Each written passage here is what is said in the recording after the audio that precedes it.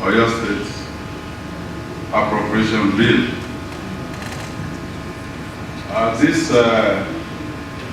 This year's presentation is special in two significant ways. First, this is the first full budget presentation since our re-election into office in March 2023. In spite of voting the way we usually vote, we're still here. And so this budget presents an opportunity for us to show how we are matching our promises as stated in our Oyo State Roadmap for Sustainable Development 2023 to 2027 with definite action plans. Second, this budget is a chance for our administration to show our responsiveness to the current economic headwinds. You will agree that the effects of the twin action, that is, the removal of fuel subsidy and the removal of the dollar to naira currency peg by the federal government, have brought hardship to our people. Therefore, this budget proposal will cover specific projects, policies, and actions, which when implemented will cushion the impact of the economic issues that we're currently faced with. Mr. Speaker, sir, honorable members of the House, it is on record that through these difficult times, our administration has been proactive in responding to the hardship our people face. We were the first state to roll out a subsidized bus service in June 2023 to help our people save on transportation costs following the removal of the subsidy.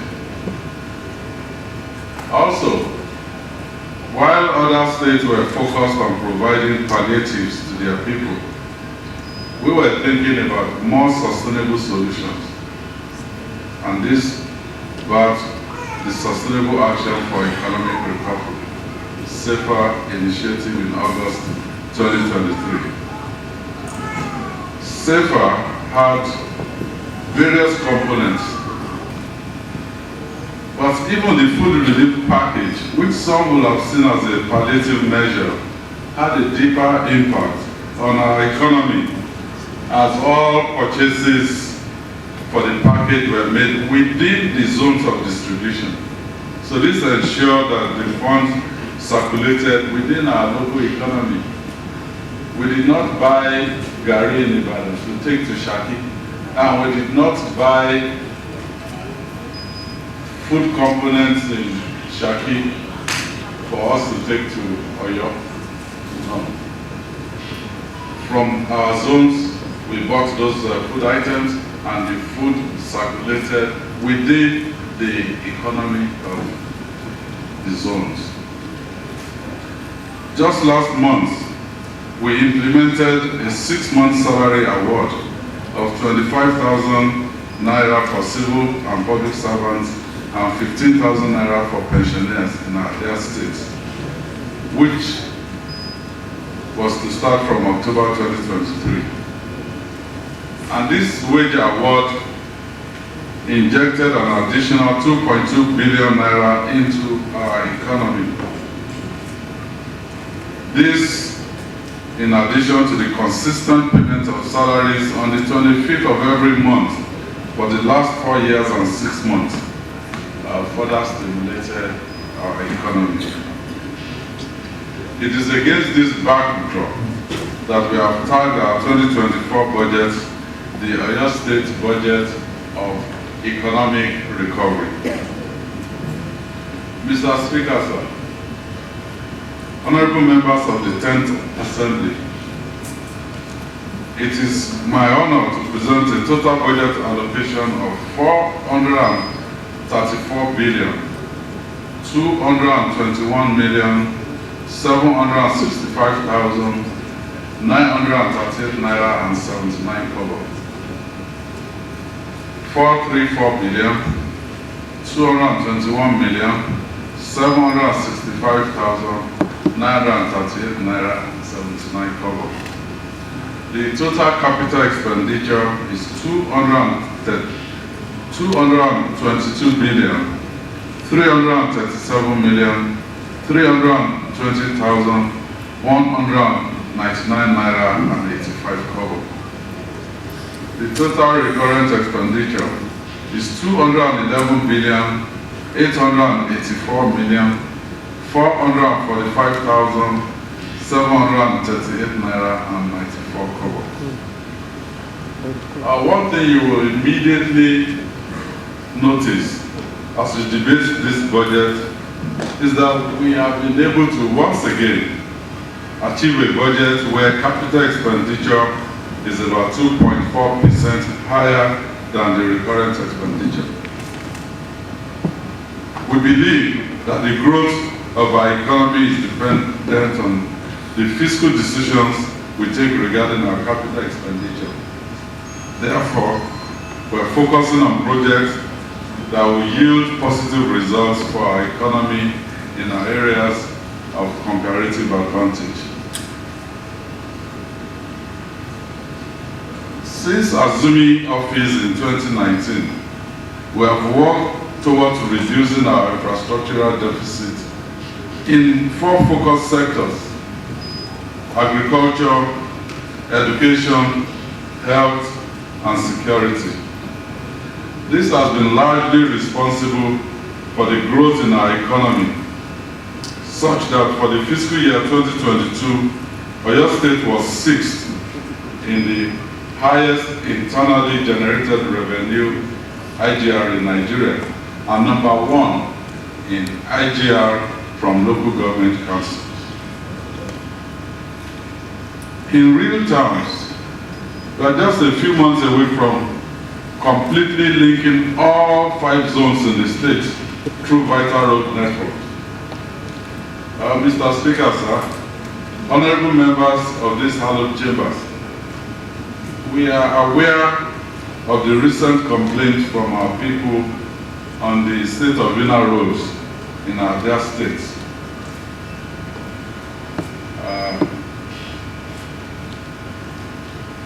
I read most things people post on social media, and sometimes I feel like I can get hold of that fellow writing nonsense and beat the guy over the head. As a leader, you have to develop thick skin, and you also have to listen to the people.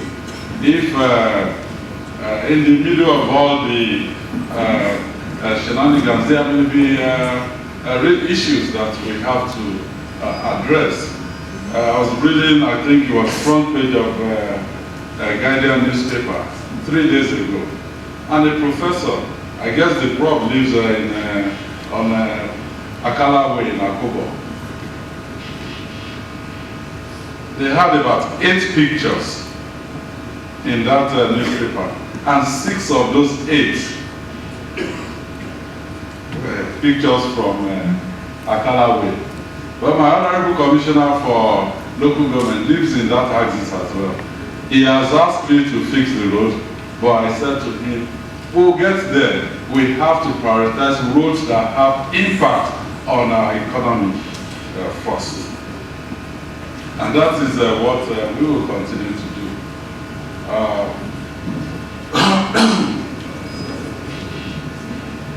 From my house to the train station at the Mania, if I'm going to Lagos, it will take me exactly the same amount of time from somebody leaving the same to the same train station to go to Lagos.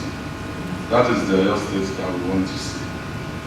And that is what we will continue to do, to let our infrastructure target our economy And once we're able to improve our economy, then we'll be able to do more.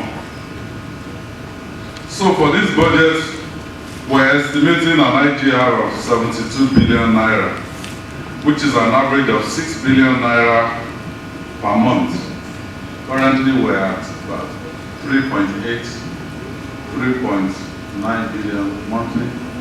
So we're saying we have to push to almost double our IGR. We have chosen a conservative amount which we hope to meet and surpass to ensure that we improve our budget performance from about 70% which we recorded last year. To achieve this, we will continue to use technology to block loopholes and expand our tax net to include more persons who are not already captured. As with the previous years, we have no plans of increasing taxes. Let me just give one small example. Streamlining processes within the Ministry of Lands, Housing and Urban Development has led to increased revenue from that ministry. And just last month, we recorded an all-time revenue high of about 4.8 billion naira for that Ministry of Land. So you are also aware that we have expanded the sectors through which we are growing our economic pillar from 2 to 4 with the addition of solid minerals development and tourism. To this end, we signed 2 executive orders this past October 2023.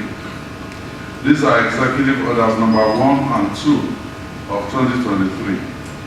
For the solid minerals sector, we signed a first of its kind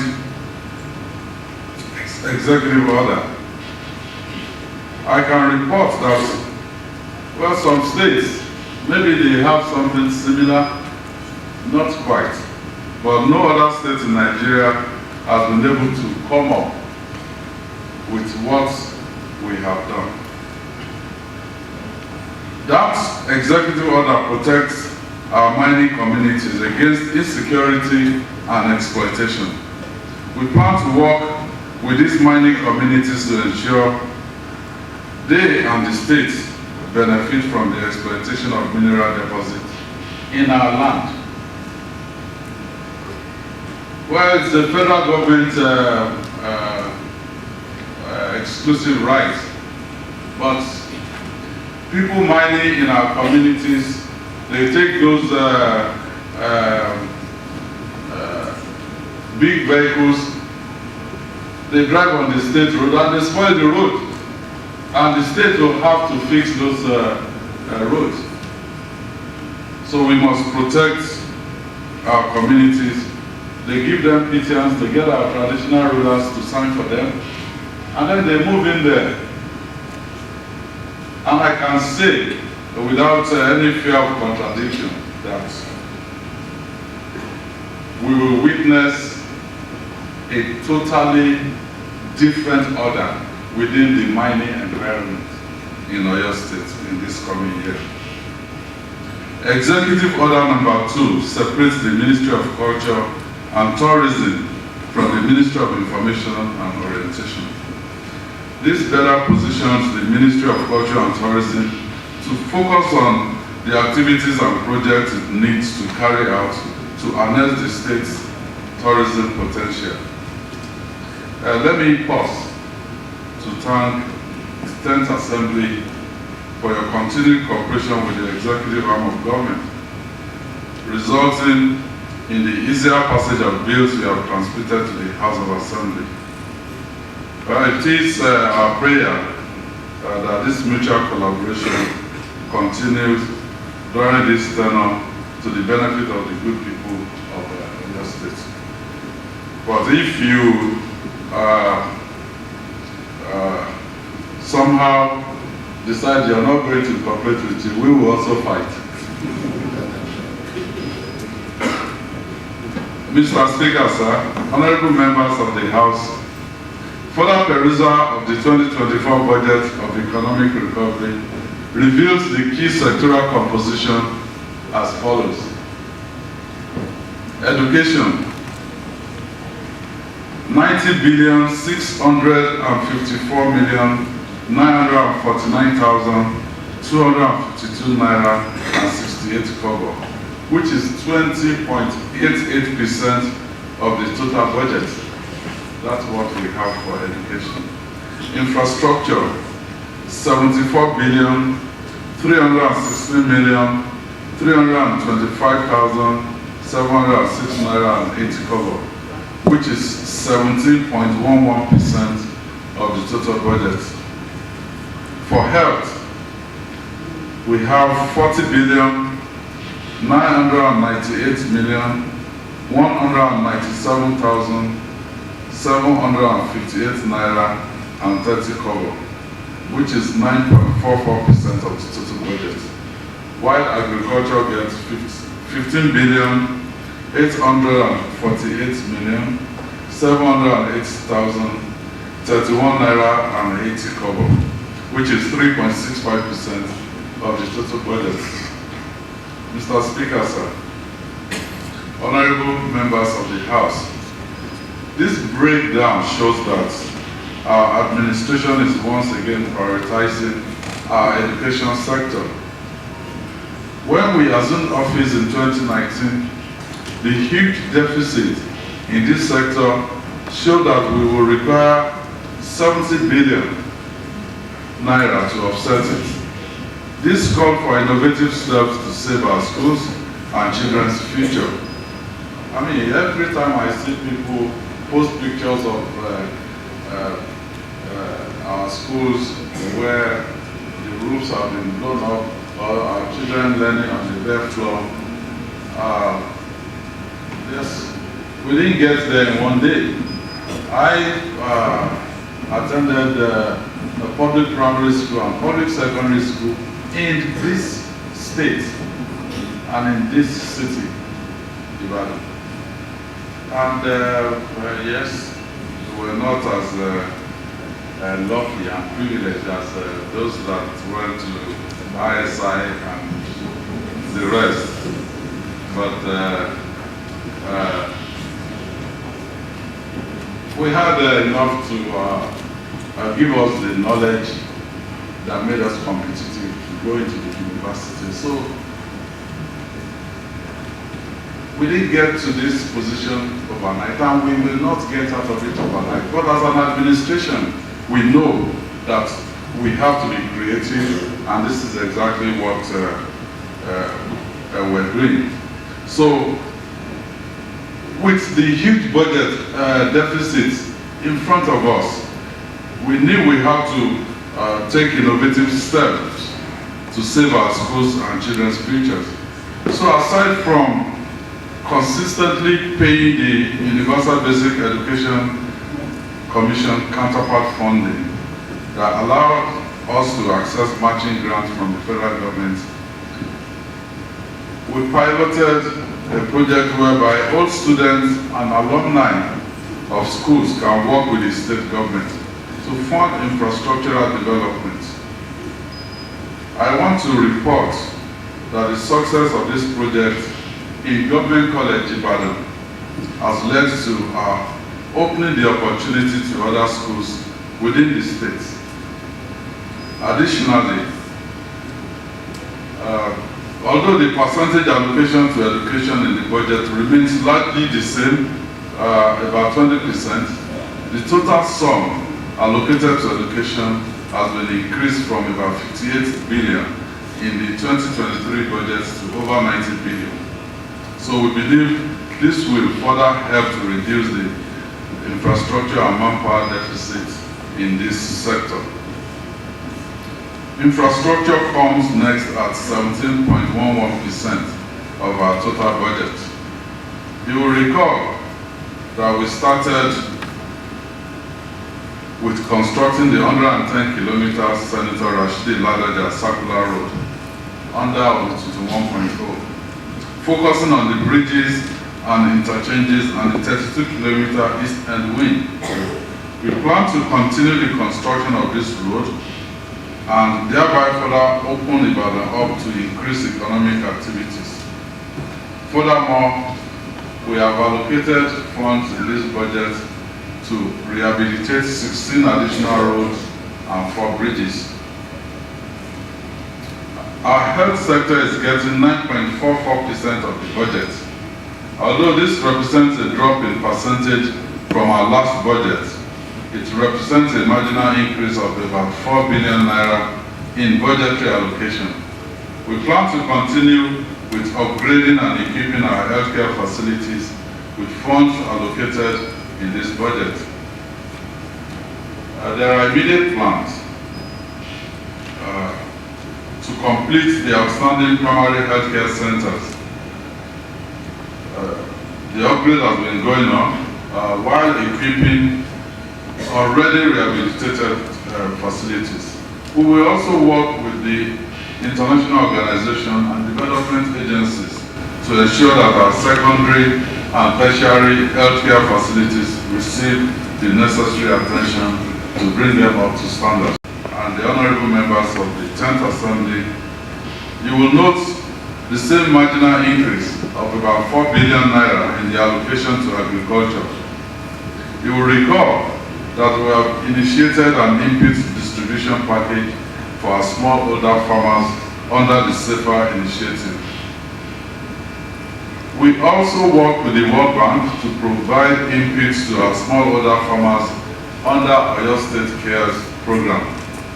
We plan to build on various interventions we have introduced to help our smallholder farmers focus on productivity. At the same time, we will, in the next few months, be completing work on Fashola Agribusiness Industrial Hub.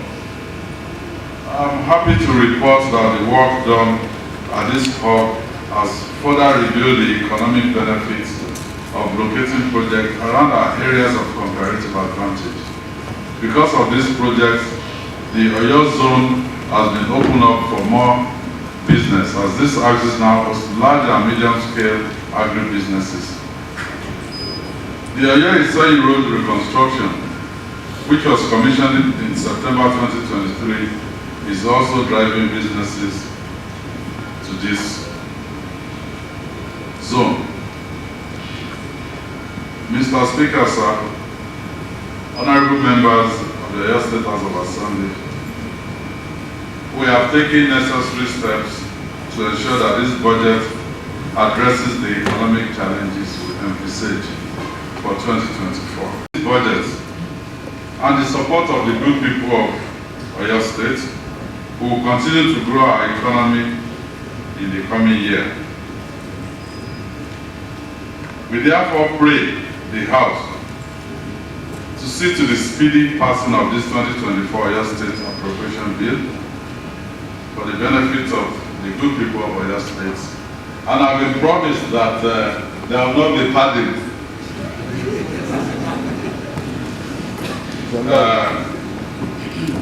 And let me say this as I round up. We've worked together,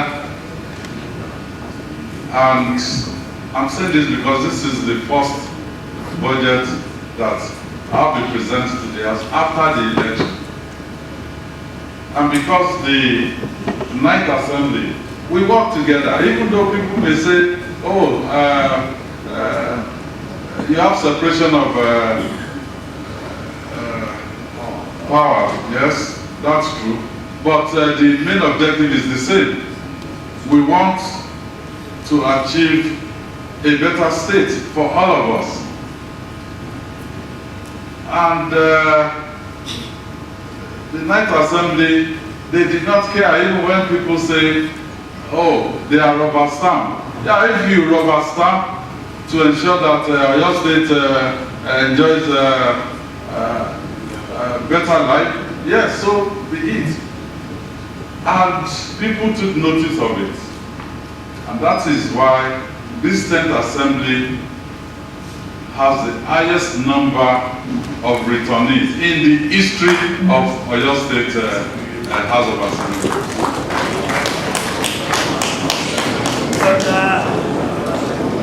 Well, this is not allowed by the House rule. I'm about finishing my speech, and then let me just round up by saying to the honorable members of this assembly, some of you will come back, some of you will go higher politically, but it is what we are able to deliver to the people of Oyo State that they will rate us on. And me, no third term. So the ball is in your court. So I want to thank you, and may God bless you.